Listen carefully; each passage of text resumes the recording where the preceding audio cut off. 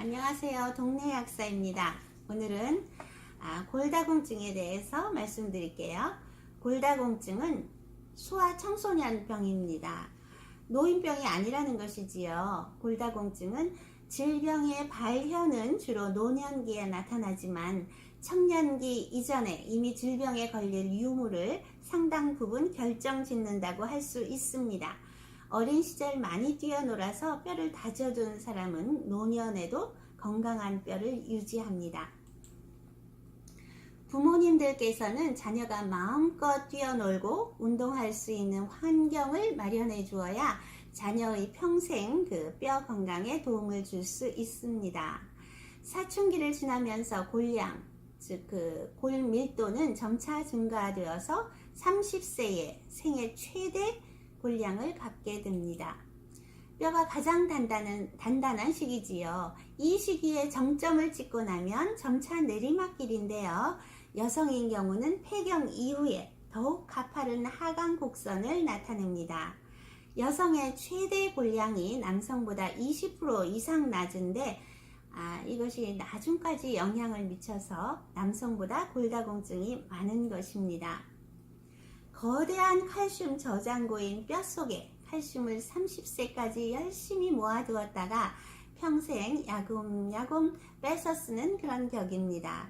어쨌거나 30세까지는 최대 골량을 채워두어야지 조금씩 뺏어 쓰더라도 평생 뼈 건강에 무리가 없게 됩니다. 30세까지 최대 골량을 채우지 못한 사람은 이미 골다공증 예비자인 것입니다. 청년기에 지나친 다이어트로 칼슘 등 식이가 부실하거나 또 너무 마른 사람도 역시 골다공증 예비자입니다. 그렇다면 최대 골량을 유지하려면 어떻게 해야 하는가? 먼저 중력에 체중이 실리는 운동을 하는 것이 도움이 됩니다.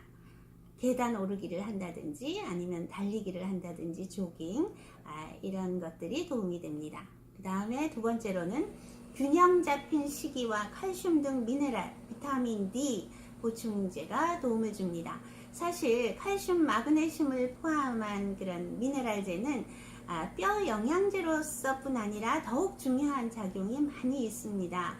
어느 연령층이나 기본으로 유아에서 노년까지 어느 연령층이나 복용하실 것을 권유드립니다. 30대의 최대 골량을 유지하면 평생 뼈 건강을 위한 기본 조건은 갖추었다고 볼 수 있는데요. 그럼에도 불구하고 골밀도가 뚝뚝 떨어지는 경우가 있습니다. 30세까지 엄청난 거액을 은행에 저축해 두었어도 마구 뺏은다면 파산하겠지요. 이렇게 골 손실을 일으키는 경우를 보면 첫 번째, 스테로이드를 장기간 고용량 투약하는 경우 골 손실이 가속화됩니다. 두 번째로는 조기 폐경이 된 여성 호르몬이 칼슘을 잡아두는 역할을 하거든요. 그 다음에 세 번째로는 카페인, 커피를 너무 지나치게 드신다든지 아니면은 염분 과다, 너무 짜게 드셔도 칼슘 배설을 촉진시킵니다. 네 번째로는 육류 섭취가 과다한 경우도 산성화된 체액을 중화시키기 위해서 뼈를 과도하게 녹여내어 뼈 손실을 가속화시킵니다. 우리 칼슘은 99% 이상이 뼈 속에 들어있고 아주 미량만이 혈중에 존재합니다.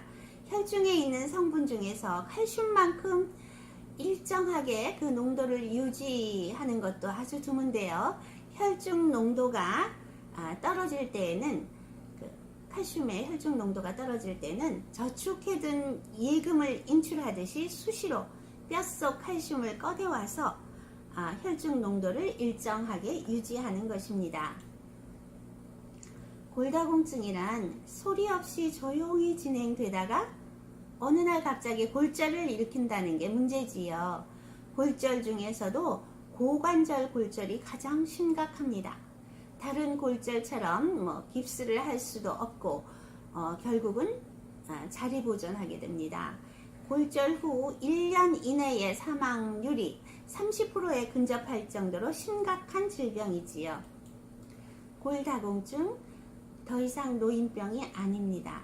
소아 청소년기부터 전생에 걸쳐서 챙겨야 하는 질병입니다.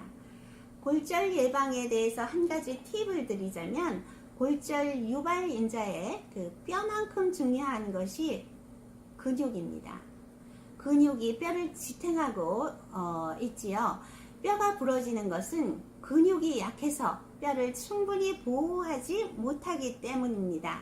뼈가 부러지지 않으려면 근육을 키워야 합니다.